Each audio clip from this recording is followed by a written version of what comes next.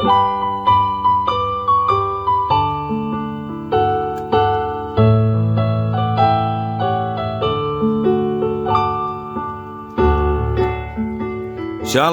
salam sejahtera bagi Bapak Ibu Saudara-saudara, anak-anak yang dikasihi oleh Tuhan Yesus Kristus. Jumpa kembali bersama saya Pendeta Eka di dalam renungan firman Tuhan pada hari ini, hari Senin 26 Juni 2023. Sukacita dan damai sejahtera dari Tuhan Yesus kiranya menyertai hidup kita sekalian. Puji nama Tuhan. Sampai pada pembacaan firman Tuhan hari ini, yakni kitab Matius pasal yang ke-6. Kiranya firman Tuhan memberkati kita sekalian. Baiklah, sebelum kita akan merenungkan bagian firman Tuhan hari ini, kita berdoa bersama. Tuhan Bapa di sorga, di dalam nama Tuhan Yesus, terima kasih atas kasih dan pemeliharaan Tuhan dalam hidup kami sampai hari ini. Semua karena anugerah Tuhan kami dapat menjalaninya. Karena itu Tuhan, biarlah semuanya itu menjadikan pengenalan kami akan Tuhan terus ditambah-tambahkan. Dan pengenalan akan Tuhan membawa kami untuk hidup dalam ketaatan akan firman Tuhan. Karena itu setiap kali kami membaca dan merenungkan bagian firman Tuhan, mampukan kami untuk kami dapat memahami serta menerapkannya dalam hidup kami. Terima kasih Bapa, inilah diri kami. Kami sedia untuk belajar firman Tuhan. Demi nama Tuhan Yesus kami berdoa. Haleluya. Amin. Matius pasal yang ke-6 ini saya akan membacakan dari ayat yang ke-25 sampai ayat yang ke-34. Demikian firman Tuhan.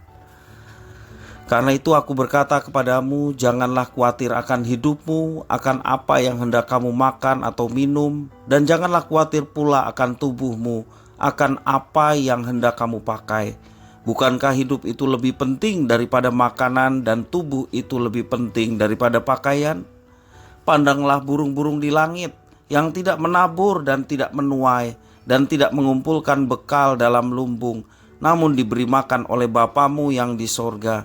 Bukankah kamu jauh melebihi burung-burung itu? Siapakah di antara kamu yang karena kekhawatirannya dapat menambahkan sehasta saja pada jalan hidupnya? Dan mengapa kamu khawatir akan pakaian? Perhatikanlah bunga bakung di ladang, yang tumbuh tanpa bekerja dan tanpa memintal. Namun aku berkata kepadamu, Salomo dalam segala kemegahannya pun tidak berpakaian seindah salah satu dari bunga itu. Jadi jika demikian Allah mendadani rumput di ladang, yang hari ini dan besok dibuang ke dalam api, tidakkah Ia akan terlebih lagi mendandani kamu, hai orang yang kurang percaya? Sebab itu janganlah kamu khawatir dan berkata, apakah yang akan kami makan? Apakah yang akan kami minum? Apakah yang akan kami pakai? Semua itu dicari bangsa-bangsa yang tidak mengenal Allah. Akan tetapi Bapamu yang di surga tahu bahwa kamu memerlukan semuanya itu. Tetapi carilah dahulu kerajaan Allah dan kebenarannya, maka semuanya itu akan ditambahkan kepadamu. Sebab itu janganlah kamu khawatir akan hari besok, karena hari besok mempunyai kesusahannya sendiri. Kesusahan sehari cukuplah untuk sehari. Demikian firman Tuhan. Bapak Ibu Saudara-saudara yang dikasihi oleh Tuhan Yesus Kristus, saat ini banyak orang terbelenggu dalam penjara kekhawatiran.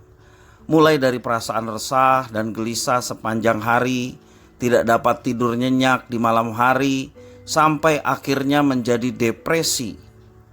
Dan ironisnya, karena banyak orang-orang semacam itu, termasuk juga orang-orang percaya yang terpenjara kekhawatiran. Sebabnya sekalipun bertuhan, mereka tidak yakin bahwa Tuhan memelihara. Sekalipun memohon kepada Tuhan, mereka tidak yakin kalau Tuhan mampu menolong. Atau sekalipun mereka percaya bahwa Tuhan mampu menolong, mereka tidak yakin kalau Tuhan mau menolong. Terpenjara karena kekhawatiran. Tuhan Yesus tidak mau anak-anaknya atau umatnya tersiksa dalam penjara kekhawatiran. Berulang-ulang kali dia memberikan nasihat untuk tidak khawatir. Jika Tuhan memelihara burung-burung di udara, mungkinkah Tuhan tidak memelihara umat yang dikasihinya? Jika Tuhan mampu mendandani bunga bakung sampai sedemikian indahnya, apakah mungkin Dia tidak mampu menolong kita, anak-anaknya, melewati kesukaran itu. Ingat, kekhawatiran tidak akan dapat menambahkan sehasta saja dalam jalan hidup kita. Ayat 27 Tuhan Yesus mengatakan demikian. Kekhawatiran justru akan menghabiskan energi dan mental kita. Bukankah sia-sia kalau kita mau dibelenggu oleh karena kekhawatiran seperti itu? Kekhawatiran tidak dapat memenjarakan kita apabila kita menanamkan kebenaran di dalam hati bahwa Tuhan sempurna memelihara kehidupan kita. Tanamkan itu di dalam hati kita supaya kita tidak terpenjara oleh kekhawatiran.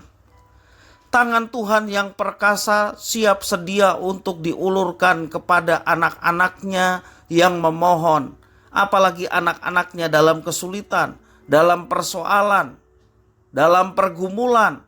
Mari angkat tangan kita berserah kepada Tuhan, maka tangan Tuhan yang perkasa, Dia selalu siap sedia untuk menolong kita yang memohon kepadanya. Jangan berpaling kepada yang lain. Selagi kita sudah memohon dan berserah, berserahlah sepenuhnya. Jangan lagi ada rasa khawatir di dalam diri kita. Hari ini mari kita segera mungkin meninggalkan segala kekhawatiran atau penjara kekhawatiran yang ada di dalam diri kita. Alih-alih resah atau gelisah ketika persoalan menghampiri, mari kita datang kepada Tuhan. Nyatakan isi hati kita kepadanya dan percayalah bahwa Dia mampu dan mau menolong kita sekalian. Kiranya Tuhan memberkati kita sekalian. Mari kita berdoa. Tuhan Bapa di sorga, di dalam nama Tuhan Yesus, terima kasih atas firman Tuhan. Kami tidak mau khawatir lagi menghadapi segala sesuatu, karena kami tahu bahwa kami punya Allah yang hidup dan kami dimiliki oleh Tuhan Allah yang hidup.